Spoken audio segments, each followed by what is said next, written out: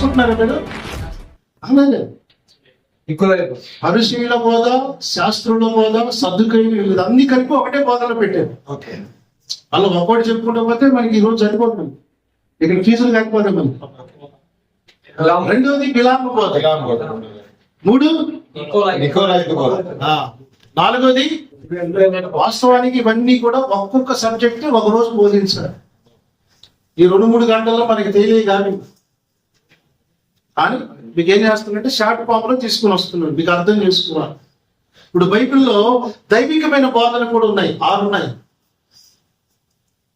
త్వరగానే చెప్తాను. ఇశ్రాయేలీలు అరణ్యంలో ఉండగా మోసే కానాను ఎలా ఉందో చూడమని కొంతమందిని పంపించాడు. గుర్తుందా మీకు?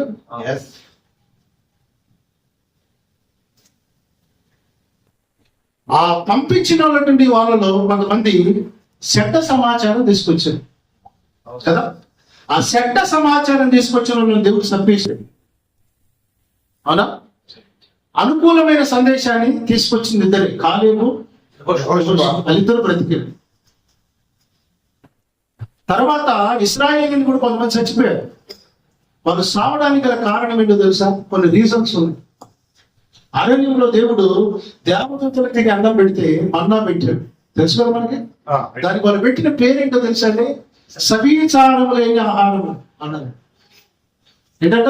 సవిచారం లేని ఆహారం అంటే రుచి పచ్చలేది పెడతామా మాకు? మేము అన్నప్పుడు ఐగుప్తులో ఆ కీర దోశలు, ఆలుగడ్డలు, ఉల్లిగడ్డ ఏదేదో తిని కొంచెం పెరిగినాము. ఇక్కడికి వచ్చి మమ్మల్ని ఈ సవిచారం లేని అన్నం పెట్టారు అని ఉల్లిగడ్డ సరిగా విరోధంగా మాట్లాడు. అరణ్యంలో ఇశ్రాయేలీయులు చచ్చిపోవడానికి గల ప్రధాన కారణం ఏంటో తెలుసు? సనుగుడు, విరోధంగా చెప్పే బోధలు అర్థం చేసుకోకపోవడం. మన్నా తిని కూడా చచ్చిపోయారంటండి. మన్నా తిని కూడా చచ్చిపోయారంటే అంటే అర్థం ఏంటంటే మోసే గారి బోధలకు అర్థం కాదు. యాంటీ డాక్ట్రిన్స్ ఎక్కినంత ఈజీగా, అంటే వ్యతిరేకమైన బోధలు ఎక్కినంత ఈజీగా అనుకూల బోధలు ఎక్కువ. అందుకని అరణ్యంలో చచ్చిపోయారు, లాలిపోయారని ఉంటుంది బైబిల్లో. ఇప్పుడు వాళ్ళు సరిపోయింది, అన్నం లేకుండా ఉపదేశాన్ని వినక చచ్చిపోయింది. ఉపదేశాన్ని వినకనే చచ్చినాడు. ఆ మాట కూడా మీకు చూపిస్తాను. సంఖ్యాకాండం 14:4 చూడండి. 14:37 చదవండి. అనగా ఆ దేశమును గూర్చి చెడ్డ సమాచారము చెప్పిన మనుషులు యెహోవా సన్నిధిని తెగులు చేత చనిపోయి. సమాచారం అంటే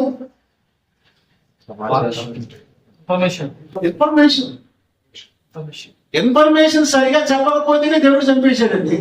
బోధ సరిగా చేయకపోతే మానవుడు వదిలి పెడతా. మీకు అర్థమైతే చేతులు పెట్టి స్తోత్రం చెప్పండి. మీకు అర్థమవుతుందా లాజిక్? సరైన ఇన్ఫర్మేషన్ ఈయనందుకు వాళ్ళందరూ లేపేశాడండి. దేవుడు చెప్పమన్నది చెప్పకుండా అనుకూలంగా ఇష్టం వచ్చి చెప్పేశాడు, దెబ్బలు లేపేశాడు. మన అతిథులమా కాదు. మేము ఈ పెద్దకోస్తుల నుండి వచ్చామండి, మేము ఓసన్న మినిస్ట్రీస్ నుంచి వచ్చామండి, మేము పెద్దదండి అదే ఇవన్నీ కుదరవు. సమాచారం దేవుడు ఇచ్చింది చెప్పాలి. హలో, నీకు పుట్టిన బ్యాక్గ్రౌండ్ ఇవన్నీ కాదు దేవుడికి కావాల్సింది. చెప్పింది చెప్తున్నావా? నేను సమాచారం ఇవ్వకపోతేనే లేపేసిన దేవుడు. బోధ సరిగా చేయకపోతే వదిలి పెడతాడు. బైబిల్ గ్రంథంలో ఒక ఆయన ఉన్నాడు, ఆయన పేరు యోధ. చెప్పండి, యోధ. ఇస్కారియత్ యోధ కాదు, పత్రిక రాసిన యోధ. పత్రిక రాసిన యోధ. చేయండి ఒకసారి యోధ పత్రిక. మనకందరికి అందరు తీశారా? అందరు తీయండి, అందరు తీయండి. రైట్. మనకందరికీ కలిగిన ఒక ఆదివారం వచ్చింది, మంచిగా నోటు బుక్ తీసుకున్నాడు, బ్రదర్ తీసుకున్నట్టే. అది ఇంటికి పోయి చదువుతావా? ఇలేక రాసినట్టు రాదు. పేపర్ తీసుకున్నాడు యోధా గారు, మంచి సబ్జెక్ట్ ప్రిపేర్ అయ్యారు. వారానికి సబ్జెక్ట్ ఏంటో తెలుసా? రక్షణ. హలో, రక్షణ మంచి సబ్జెక్ట్ తీసుకొని ప్రిపేర్ అయ్యాడు. రక్షణను గురించి మీకు రాయవలనని విశేష ఆసక్తి కలిగిన వాడని ప్రయత్నపడుచుండగా ప్రయత్నపడుచున్నాడంట. ఈస్ ట్రైంగ్ టు ఎక్స్ప్లెనేషన్, రక్షణ గురించి చెప్పడానికి చాలా ట్రై చేస్తున్నాడంట ఆయన. రైట్. పరిశుద్ధులకు ఒక్కసారి అప్పగింపబడిన బోధ నిమిత్తము మీరు పోరాడవలనని మిమ్మును వేడుకొనుచు మీకు రాయవలసి వచ్చాడు. అంటే ఏం చెప్పాలనుకున్నాడు? రక్షణ గురించి చెప్పాలని ప్రిపేర్ అయ్యాడు. కానీ పరిశుద్ధులకు అప్పగింపబడిన బోధ నిమిత్తం పోరాడవలసి ఉన్నదని 7 నుంచి మీకు రాయాల్సి వచ్చింది అంటున్నాడు. అంటే చెప్పాలనుకున్నది ఒకటి, చెప్పాలనుకున్నది ఒకటి, చెప్పిస్తున్నది ఇంకొకటి. రాయవలసి వచ్చాను అంటున్నాడంటే మనందరము ఆధారపడవలసినది యూట్యూబ్ లో వచ్చే మెసేజ్ల మీద కాదు, రేడియోలో వచ్చే ప్రసంగాలకు కాదు, పరిశుద్ధాత్మ మీద కూడా మనం ఆధారపడాలి. హలో, రాయవలసి వచ్చిందంటే పరిశుద్ధాత్మ దేవుడు ఈయన ప్రిపేర్ అయి పేపర్ రాసుకొని కూర్చుంటే పరిశుద్ధాత్మ దేవుడు వచ్చి ఏం చేయాలనుకుంటున్నావు అయ్యా యోధా, ఈ వారం ప్రసంగం అయ్యా రచన గురించి. ఇంకా ఎందుకయ్యా ఈ రచన ప్రసంగం కాదు, ఈ పొట్టి చెక్కాయ కథ, దశభాగం ఇస్తే దీవించబడతావు, అనుకుని వందితే ఈ రాదు ప్రసంగాలు. పరిశుద్ధులకు అప్పగించబడిన బాగుందే దాని కొరకు మాట్లాడు అని చెబితే నేను అది చెప్పాలనుకున్నాను కానీ ఇది చెప్పాల్సి వచ్చింది అంటున్నాడు ఆయన. ఎవరున్నారు వెనక? మన ప్రసంగాలలో మన బుర్రలు పనిచేయకూడదు, పరిశుద్ధ ఆత్మదేవుడు ఆలోచన పనిచేయాలి. అర్థమవుతుందా మీకు? ఇంతసేపు నేను మాట్లాడుతున్న మాట ఉంది బోధ. ఏ బోధ అంటే అది పరిశుద్ధులకు అప్పగించబడిన బోధ నిమిత్తం పోరాడవలసి ఉన్నది. ఈ రోజు మీ కడవరి దినాలలో పోరాడవలసిన బోధ ఏదైనా ఉంది అని అంటే అది పరిశుద్ధులకు అప్పగించబడిన బోధ. అది దేవుడు అప్పగించి పెట్టాడు. ఆ బోధ గురించి మనం తెలుసుకోవాలి. కడవరి దినాలు నేను ఎంతసేపటికి నా కలం ఇప్పిన కలముతో రాస్తే బోధకుల తప్పిదాల గురించే రాయాల్సి వస్తుంది, జరుగుతున్న అన్యాయాల గురించి రాయాల్సి వస్తుంది. నాకు అందరినీ స్నేహితులు సంపాదించుకోవాలని ఉండదా వినోద్ గారు? నేను అందరికి దగ్గరుండి అందరినీ మెప్పించే పరిచయం చేయాలని నాకు ఉండదా? ఎందుకు రాయాల్సి వస్తుంది?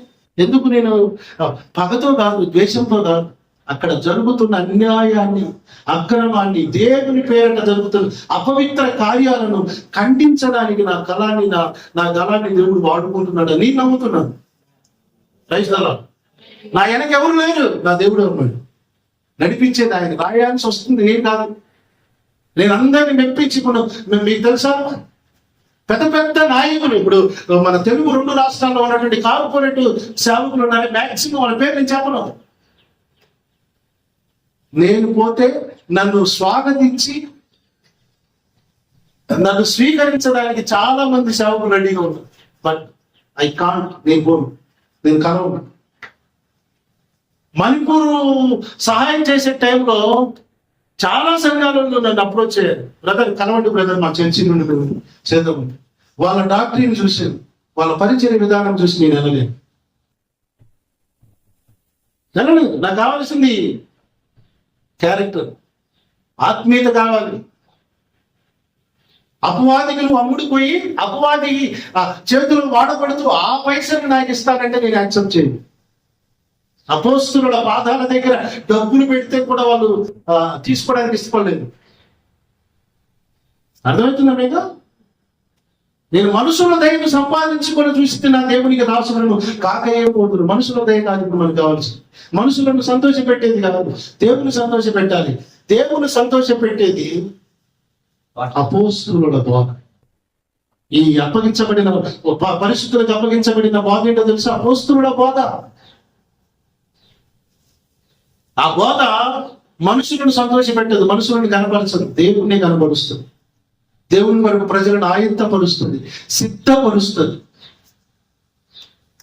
బైబిల్ గ్రంథంలో ఉన్నటువంటి ఈ ఆరు బోధలు ఉన్నాయి కదా, అందులో ఇదొక బోధ. దైవికమైన బోధ ఉంది. దైవికమైన బోధనలు ఇవి చేయడం విఫలమవుతున్నాం. చూపిస్తాను చూడండి. మొదటి దశలోనికి రాసిన పత్రిక 2వ అధ్యాయం 3-6 వచనం.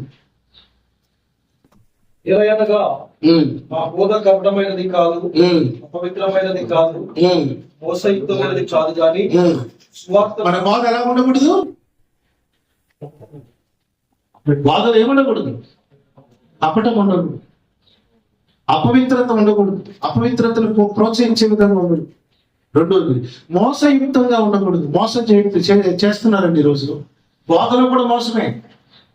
వాక్యం చెప్తుంటారు, వాక్యంలోనికి వచ్చేసరికి మధ్యలోనికి రాగానే ఇక అంత విశ్వాసులు అందరూ మెస్మరైజ్ అయ్యే టయానికి నేను ఈ సంవత్సరము నేను మంచిగా మంచి ఇల్లు కట్టుకోవాలనుకుంటున్నాను, మంచి కారు కొనుక్కోవాలనుకుంటున్నాను, విదేశాలకు వెళ్ళాలనుకుంటున్నాను, నా ప్రయాణం కూడా ప్రార్థించాను అంటే ఎనగారు ఇంత వాడబడుతున్నాడుగా విదేశాలలో కూడా వాడబడాలని విశ్వాసం ప్రోత్సహించబడి కవర్లను కాని పెడతారు. ఈ బాధ ఏంటనుకుంటున్నారు? మోసం సార్, అది మోసయుక్తమైనది. బోధన మోసం ఉండకూడదు. అపోస్తలుల బోధలో మోసం కనబడదు, హెచ్చరికలే కనబడతాయి.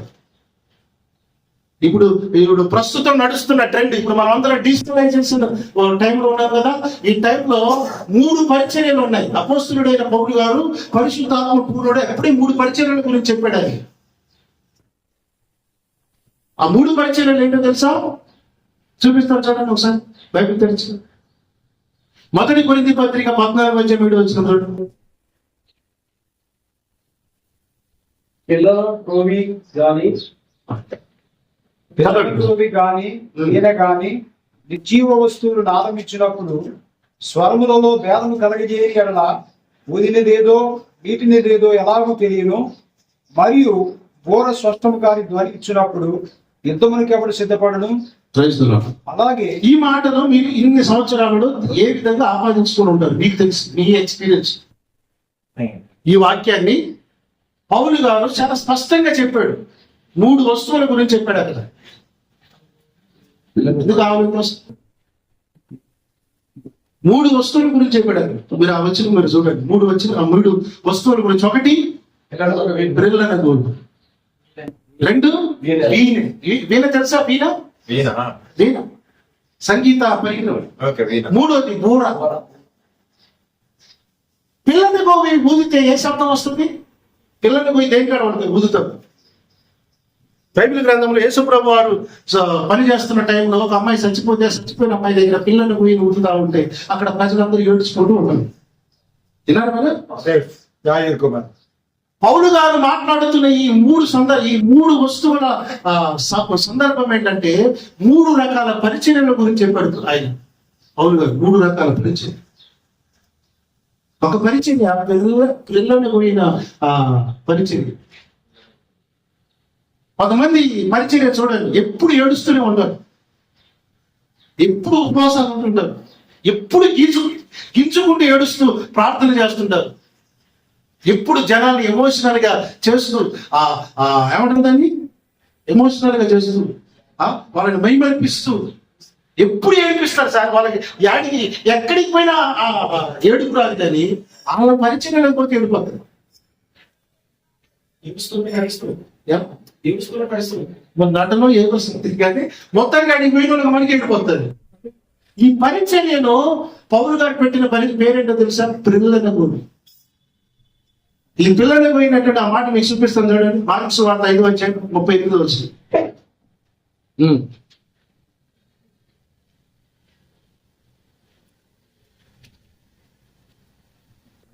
ఆయన ఇంకను మాట్లాడుచుండగా 38 గాని మీరు నాట్యమాడరైతి, ప్రలాపించింది కానీ మీరు ఏడవరైతిరి అని ఒకరితో. ఏడిపించేది వీళ్ళే, డాన్స్ చేయించేది వీళ్ళే.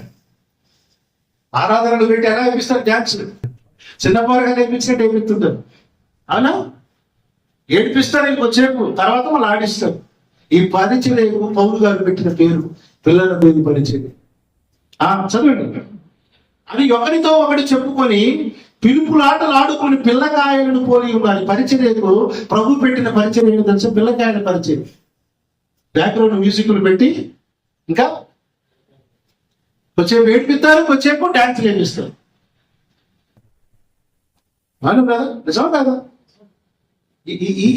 యేసుప్రభు వారు పెట్టిన పేరు పిల్లకాయలు అంటే ఏంటి? అనుభవం లేదు. వీళ్ళకి ఎన్ని చేసినా బ్రదర్ ఈ వారం మేము ప్రార్థన పెట్టాము, ఆరాధన పెట్టాము బ్రదర్, పెద్ద సిస్టమ్ పెట్టాం బ్రదర్. ఎంత సిస్టమో తెలుసా? ₹1,00,000 సిస్టమ్. అడిగి పోతే సార్ బాడీ ఒక వైబ్రేట్ అవుతుంది సార్. అది మ్యూజిక్ పెట్టే మ్యూజిక్ కి బాడీ కూడా ఉద్యోగం వస్తుంది. అడిగి పోయినోడికి ముసలోడికి కూడా ఊపోతుంది సార్.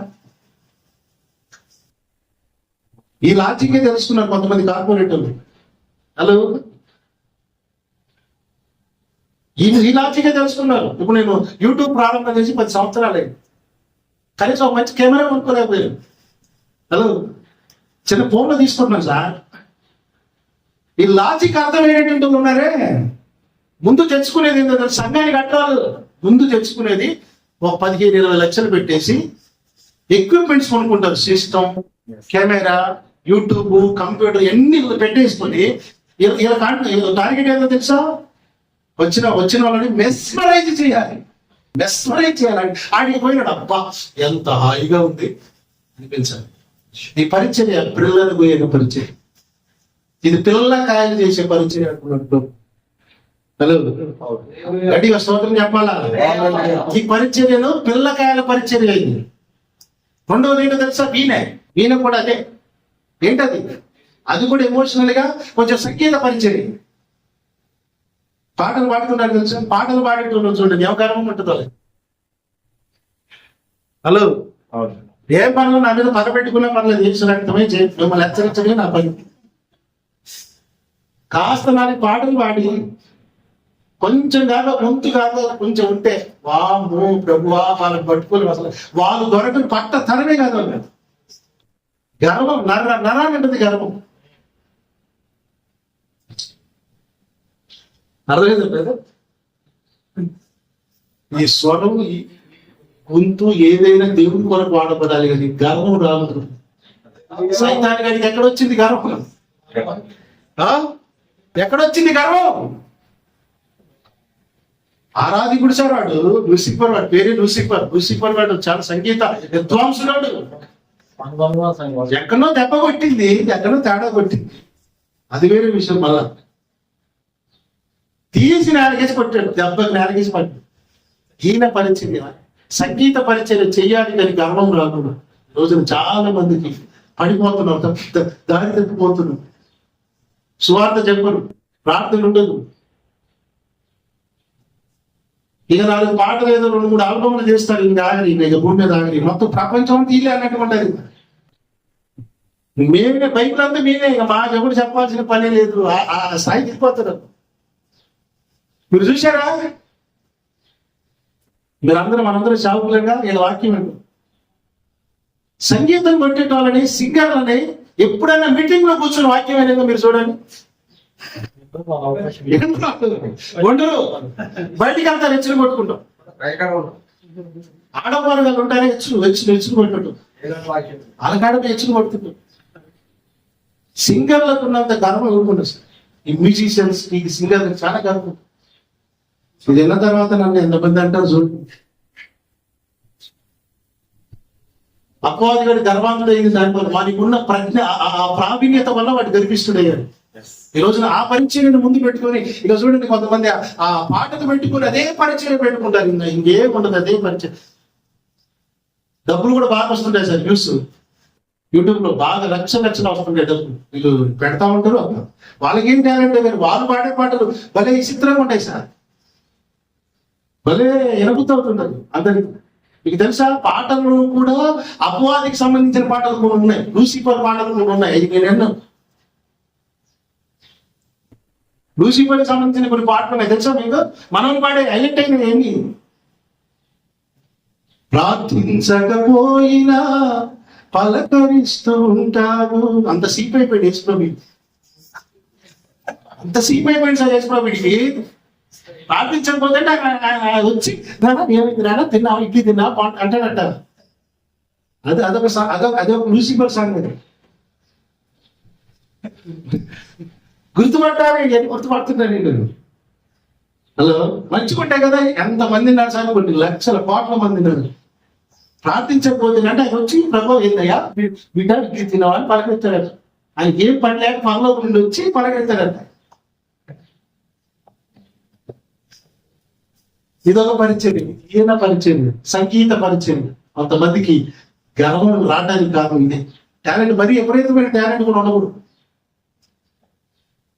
మీటింగ్ వాక్యాలు కూర్చొని సార్ గర్వం, వాళ్ళకి కుర్చీ లేకపోతే అమ్మో మోకాలు అందరూ చూసిన మీరు ఎప్పుడు మోకాలు కూడా ఉంది వాళ్ళకి. నువ్వు ఎంత ఎత్తే నీ మోకాలు ఉండాలి, నీ తల దేవుడు కాడాలి. ఇది లేదనుకో, ఇష్టపడి చేసుకున్నాడు లూసిఫర్ తనకి సేవ చేయమని, వాడికి పొగరికమైతే తీసి నేల కొట్టిన దేవుడే కాదా? ఆకాశ మండలమునికి ఎక్కిపోదును. ప్రభు చిత్తం అయితే ఆ సబ్జెక్ట్ ఒక రోజు వివరిస్తుంది. వాడు ఎక్కిపోవాలనే ఆలోచన ఎందుకు వచ్చింది, అదొక వేరే, అది పెద్ద భయంకరమైనటువంటి విశ్లేషణ. అది కాక మనకు అర్థమైంది ఈ రోజున సేవకులు పవన్ పడదు, గర్వం రాదు, అహంకారం రాదు, తగ్గించుకోండి, కాళ్ళు కడగడానికి కూడా ఇష్టపడదు. ఆ పరిచర్య పేరు వేల పరిచర్య. సౌలు గారికి దయ్యం పట్టినప్పుడు దావీదయ్య గారు ఏం వాయించాడు? ఈయన వాయించగానే సైతాన్ పోయేది, ఆ దయ్యం పోయేది. ఆ వీర ఆపగానే మళ్ళీ వచ్చి దయ్యం పట్టేది. అవి అంటున్నాయి అంటే ఆర్టీసీ బస్సు లెక్క అనమాట. సిట్ అవుతుండే, వచ్చే పోతుంటాయి, ఈయన పరిచయం చేస్తుండే. ఇప్పుడు యూట్యూబ్ లో చూసారా, బ్యాక్గ్రౌండ్ ఈ సంగీతానికి సైతానికి ముడిపడి ఉంటాయి కొన్ని అండర్స్టాండింగ్ ఉంది. యేసు రాజ్యము సాతాను రాజ్యం అనే ఒక అంశం ఉంది. ఆ రాజ్యంలో యేసు రాజ్యం వరకు పనిచేసిన మాట సైతాన్ గారు ఎండు, వాటి వరకు పనిచేసిన మాట వాడు ఎంటాడు. ఆ సంగీతం వాయించినంతసేపు ఆ దయ్యాలను వదులుతుంటాయి, మళ్ళా బాగానే మళ్ళీ వచ్చిపడు. ఈ పరిచయం దేవుడు పెట్టిన పేరు, అపోస్తులుడైన పౌలయ్య గారు పెట్టిన పేరు వీణ పరిచయం. స్తోత్రం చెప్పండి. మూడో ఇన్స్ట్రుమెంట్ ఏంటో తెలుసా? బోర అంటే ఏంటో తెలుసా? ఈ బోర కాదు, ఉదేది కాదు, ఇది అయ్యేది కాదు, ఉబ్బిచ్చే బోర కాదు, లావైన బోర కాదు, ఎచ్చరిగా చేసే బూర. దాన్ని ట్రంప్ అంటాం. ట్రంప్ పూర్వకాలంలో యుద్ధాలు జరుగుతున్నప్పుడు, జరగబోతున్నప్పుడు, శత్రువులు వస్తున్నప్పుడు ఊరలు ఊది ప్రజలను హెచ్చరిక చేసేవారు. ఊర శబ్దం సరిగా రాలేదనుకో ప్రజలట సిద్ధపడేవాళ్ళు కాదంట. అందుకని ఇన్స్ట్రుమెంట్స్ చక్కగా ఉండాలి అని చెప్తున్నాడు. స్పష్టమైన శబ్దం ఇవ్వాలి, లేకపోతే ఎవడికి అర్థం కాదు. ఏ శబ్దం ఏంటో అర్థం కాదు అంటున్నాడు పౌలు గారు. ఊర కూడా స్పష్టమైన క్లియర్ గా వాయిస్ వినబడితేనే ఆ యుద్ధనాదం విని సిద్ధపడతారు ప్రజలు అంటున్నాడు. ఇప్పుడు రాబోతున్న ప్రళయం, యుద్ధం, ఉగ్రతలు, వీటి గురించి ప్రభు కావాల్సింది బ్లాక్ మెయిల్ మోషన్ చేసేటువంటి ఈ సంగీత పరిచర్యను, పిల్లని గోయ పరిచర్యను, వీణ పరిచర్యను కాదు ప్రభు కావాల్సినప్పుడు ఊర పరిచర్య, హెచ్చరిక చేసే పరిచర్య కావాలి. ఏబేలు గ్రంథం చూడండి, 2వ అధ్యాయం 1వ వచనం చదవండి. ఏబేలు గ్రంథం 2:1. సియోను కొండ మీద బాగా ఊదిని, నా పరిశుద్ధ పర్వతం మీద హెచ్చరిక నాదం చేయమంటున్నాడు కదా. లాలించి పాలించమంటున్నాడా? ఉయ్యాల్లో వేసి శ్వాసని ఎప్పుడు పొట్టి చేకి కథలు చెప్పి హెచ్చరిక జోలపాటలు పాడి నిద్రపుచ్చమంటున్నాడా? విశ్వాసన కట్ట ఇంటికాడ నిద్ర రాదట. అయిగా చెప్పి వాక్యం చెప్తున్నప్పుడే నిద్ర తాగిపోతాయి మన బాబు. విశ్వాసం అడగని మీరు ఎన్నింటికి నిద్రపోతారని అడగండి, 11-12 నిద్ర రాదు దళితులకి. విశ్వాసం చెప్తుంటే నిద్ర వస్తుంది అంటారు, అయిగా చెప్తుంటే నిద్ర వస్తుంది. అయ్యగారి మాటలు తీయండి. ఇప్పుడు ఇంతసేపు మీరు విన్నారుగా, నిద్ర వస్తుందా? పొయ్యి కింద మంట పెట్టి గ్యాస్ స్టవ్ దిక్కేట్టుండది, వేడిగా ఉడుకుతుంటది. అట్టలేదండి, హెచ్చరిక చేస్తే విశ్వాసానికి ఆ మంట కలగాలి. ఏం చేయమంటున్నాడు? బాకా ఊదుడి. బాకా పరిచర్య అంటే హెచ్చరిక పరిచర్య. స్తోత్రం. అపోస్తలిక్ వాయిస్ పరిచర్య, మూల పరిచర్య, హెచ్చరిక చేయడం ఈ పరిచర్య. మనుషులు దయం సంపాదించుకునేది కాదు. ప్రభు వస్తున్నాడు, ఉగ్రత ఉంది, తెగుళ్ళు ఉన్నాయి, వీటికి జాగ్రత్తగా ఉండండి అని హెచ్చరిక చేయడం ఈ పరిచర్య ఉద్దేశం. చూడండి యెషయా గ్రంథం 58:1.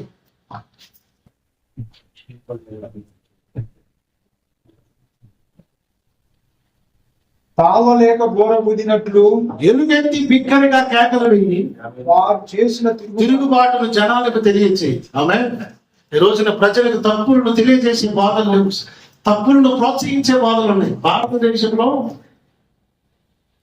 ఇప్పుడు మనకు కావాల్సిన ఎవరో తెలుసా? కరోనాను ఎల్లగొట్టే దైవ సేవకులు కాదు, క్యాన్సర్ వ్యాధిని బాగు చేసే దైవజనులు కాదు కావాల్సింది.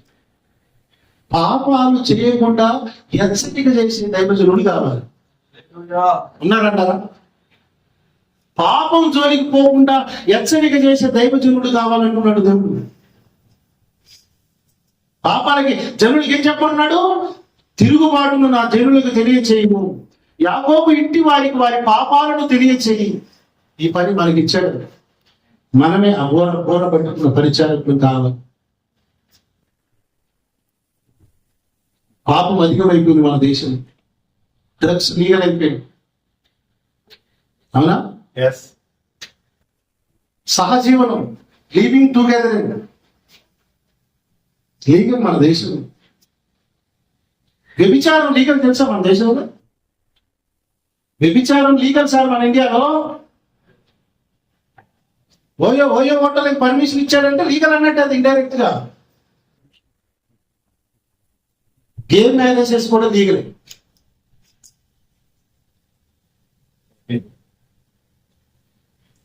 అన్ని లీగల్ చేసేసాడు. బాప్తిస్మం ఇచ్చి యోహాను ఏ రోజు రాజు తన తమ్ముడు భార్యను అక్రమ సంబంధం పెట్టుకున్నాడని తెలిసిపోయి వార్నింగ్ ఇచ్చాడని ఒక్క చిన్న లాజు వేస్తే పగ పెట్టేసి హేరోదియా యోహాను తల నరిగిచ్చింది. ఉన్నమాట అంటే ఉనికి ఎక్కువ, ఊర్లో ఉండనీరు అంటారు, అవునా? యోహాను గారు చేసిన పరిచర్య 6 నెలలు, కేవలం 6 నెలలు, 6 months. తర్వాత తల నరిగి పల్లెంలో పెట్టింది. ఈ రోజున పాపాన్ని జనాలకు తెలియజేసే బోధ లేదండి. ఆ బోధ పేరు ఊర పరిచర్య. కొడతాడేమో, కొట్టాలి సార్. క్రైస్తవుని కొడితేనే దేవుని దృష్టిలో పడతాం మనం. తిట్టాలి సార్, మనల్ని హింసించాలి. ఆది సంఘము ప్రబలడానికి, విస్తరించడానికి గల కారణం ఏంటో తెలుసా? హింసలు. మనం ఏమనుకుంటున్నా అంటే ఎవరిని నొప్పించొద్దు సార్, ఏ కష్టం చేయదు సార్, మనకు చాలా ఏమంటారు, ఎవరికి కన్వీనియంట్ గా, అందరికి కన్వీనియంట్ గా ఉండాలి సార్. కన్వీనియంట్ గా ఉంటే గొడవలు ఏంటి, సమస్యలు ఏం కాదు. అలా ఉన్నారా మనుషులు? ఎంత కొడితే అంత స్వార్థ చెప్పారు, ఎంత కొడితే అంత విస్తరించాలి. ఆమె అపోస్తుల బోధ యొక్క ఉద్దేశం ఏంటో తెలుసా? క్రీస్తును ప్రకటించాలి. కష్టమైన, శ్రమైన, హింసైన, చచ్చిపోయిన, చివరికి సంపుతారని తెలిసిన బోధ మానవద్దు. వాళ్ళకు కూడా భార్య పిల్లలు ఉన్నారు సార్, మళ్ళీ మనకు వాళ్ళకు కూడా భార్య పిల్లలు ఉన్నారు. వాళ్ళ జీవితాలు ఎలా ఉన్నాయి తెలుసా? ఉదయం పోయేటప్పుడు ప్రార్థన చేసుకుని బయటకు వస్తారు. మళ్ళా ఇంటికి పోయి భార్య పిల్లలు కనబడితే, దేవా ఈ రోజు నువ్వు ఆయన సజీవంగా ఉంచినందుకు పొందనాలని చెప్పి దేవుడు పొందనాలు చెప్తున్నాం. ఎందుకంటే ఆ రోజుల్లో వాళ్ళు బతకడమే ఒక సవాలుగా ఉండేది. అయినా స్వార్థ ఆపారా వాళ్ళు? ఆపలేదు. పౌలు గారిని ఒక రాజుగారు పిలిచాడు. ఏమయ్యా పౌలు, నీ దేవుడి గురించి ఏమన్నా ఆశీర్వాదం గురించి ఆయన చెప్తావేమో అని పిలిచానే అని చెప్పేసి పిలిచాడు రాజుగారు. పిలిస్తే రాజుగారు, వచ్చే సంవత్సరం నువ్వే రాజుగా ఉంటావు, నీ పాలన సుదీర్ఘంగా ఉంటది, మంచిగా దీవించబడతావు, నీ పిల్లలు పాపలు అందరూ దీవించబడతారని ప్రసంగం చేస్తారని పౌలు అనుకుంటే ఏనేం చెప్తున్నాడు తెలుసా? నీతి గురించి, ఆశా నిగ్రహం గురించి చెబుతా ఉంటే మనోడికి అంటే చెమటలు పట్టినాయంట. ఏసు రక్తమే చేయి. వామో, నువ్వేంద్ర నాయన ఆశీర్వాదం చెప్పమంటే ఈ తీర్పు గురించి చెబుతున్నావు, ఈ నీతి గురించి చెబుతున్నావు, ఆశా నిగ్రహం గురించి చెబుతున్నావు. చెమటలు బట్టి పౌలు గారు తర్వాత నాకు నువ్వు చెబుతుంటే భయం అవుతుంది కానీ తర్వాత రాజు కూడా ఎన్నులో వణుకు పుట్టించే బోధ పౌరు గారు చేసి రాజుగారి దగ్గరికి పోతే కానిస్తాడా ఇక్కడ ఖచ్చితంగా ఎంత కానిస్తాడు మీరే ఎక్స్పెక్ట్ చేయండి. మనోళ్ళే బాధను బట్టి డబ్బును బట్టి బాధ మారిపోద్ది. కానీ ఎవరైనా ఎక్కించారండి అక్కడ వేసిన బాధ మారిపోద్ది.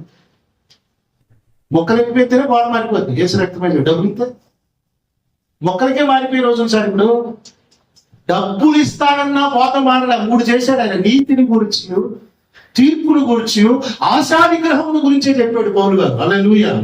ఆ మాట చూస్తారా బైబిల్ గ్రంథంలో? తెలుసా మీరు? ఆ రెఫరెన్స్ చూపించండి. ఆమేన్. ఆ బోధ ఎలా ఉంటుందో తెలుసా? మోసయుక్తంగా ఉండదు, కపటంగా ఉండదు. ఆ బోధ చదవండి. ఫెలిక్స్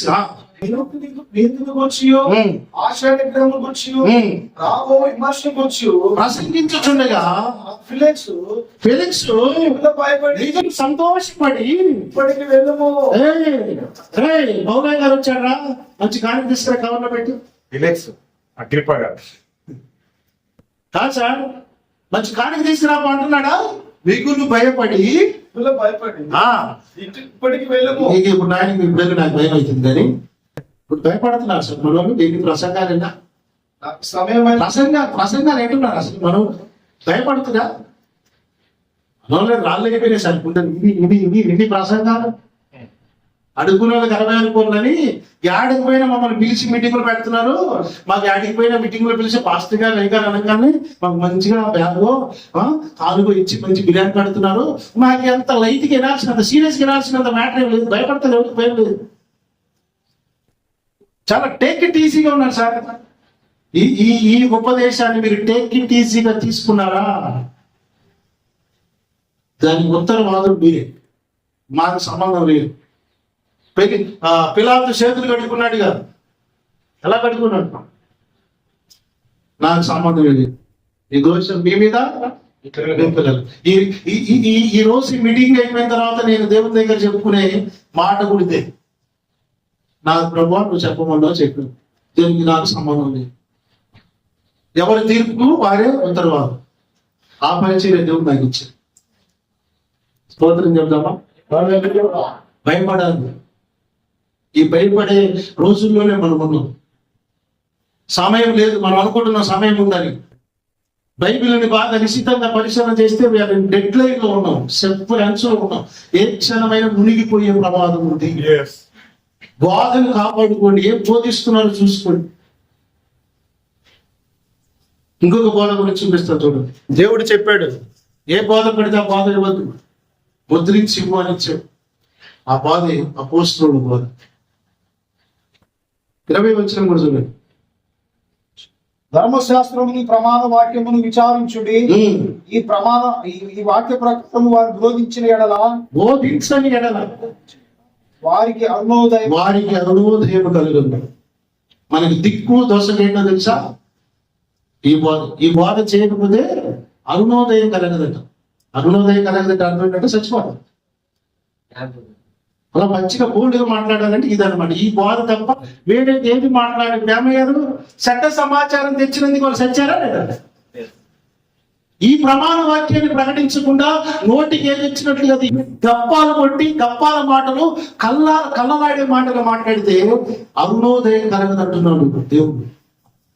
మీరు బోధలో మార్పు తెచ్చుకోకపోతే ప్రమాదం నాకు కాదు. ఏ బ్రదర్ అర్థమవుతుందా? బోధలో మార్పు రాకపోతే, బ్రతుకులో మార్పు రాకపోతే నాకేం కాదు, మనకే ప్రమాదం.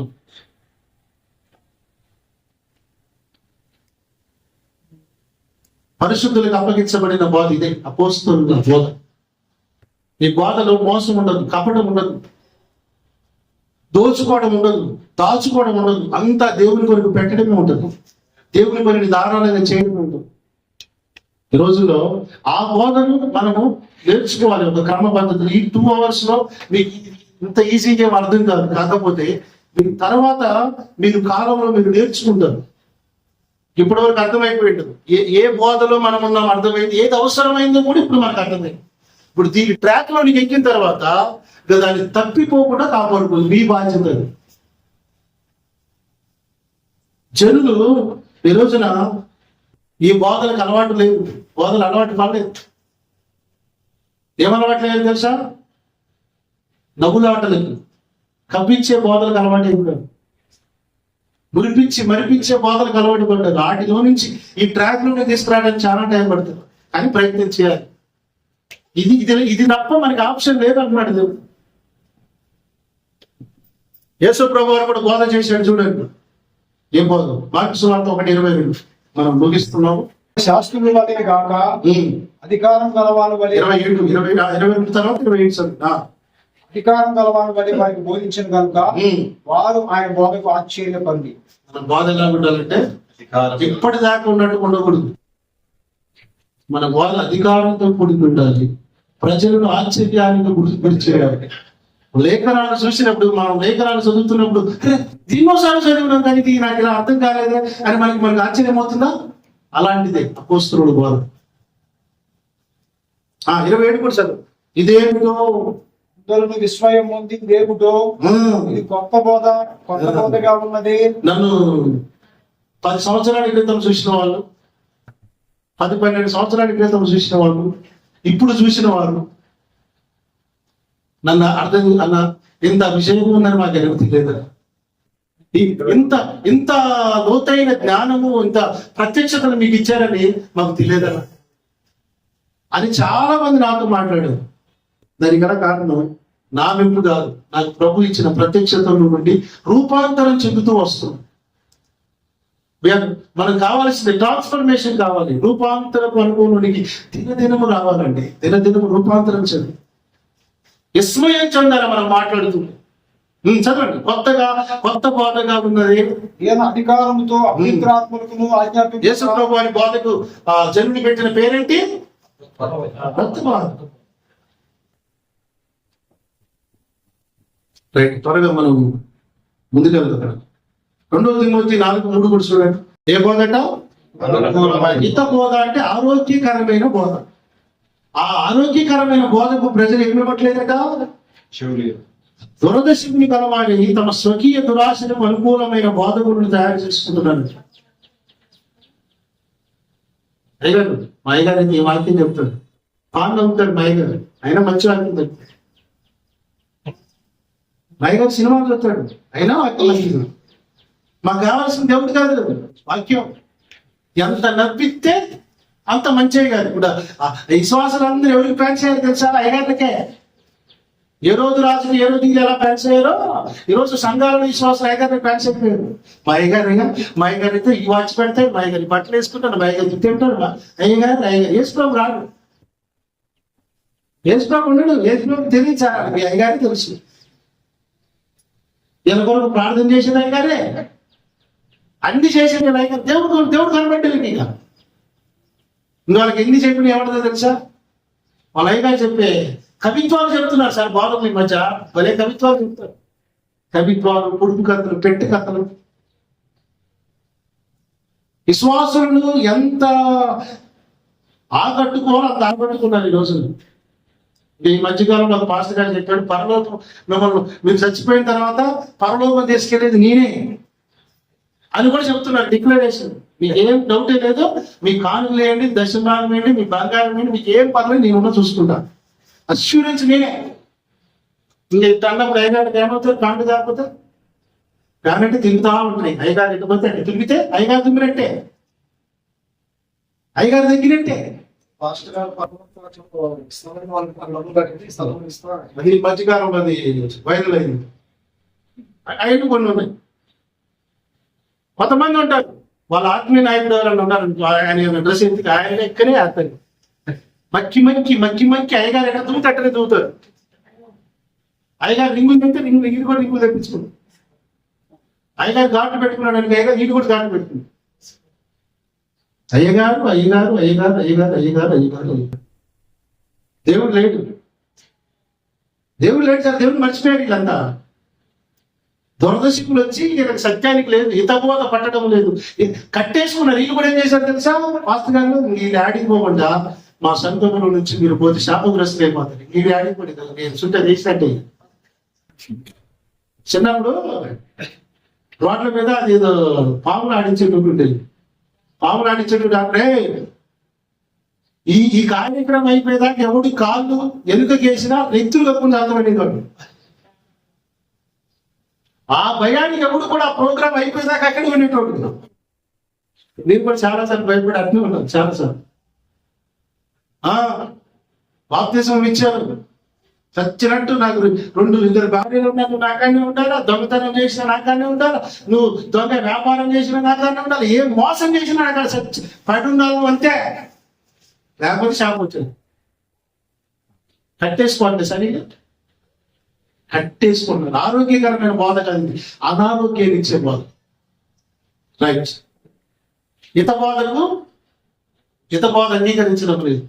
యేసు ప్రభువు కొత్త బోధ ఆజ్ఞాపించేది, ఖండించేది, బుద్ధి చెప్పేది, అది కూడా ప్రజలకు ఎక్కడం లేదు. ప్రమాణ వాక్యాల బోధ గురించి మనం విన్నాం. మళ్ళీ ప్రభు చిత్తమైన మళ్ళీ నేను వచ్చే నెల ఉన్న అవకాశం ఉంటే గాడ్స్ విల్ మనం మాట్లాడు. ప్రభు గురించి మనందరికి తోడుగా ఉన్నది కాక. దయచేసి ఏమన్నా ఆలస్యం అయితే క్షమించండి. దేవుడు మీకు సమాధానం అనుగ్రహించింది కాక.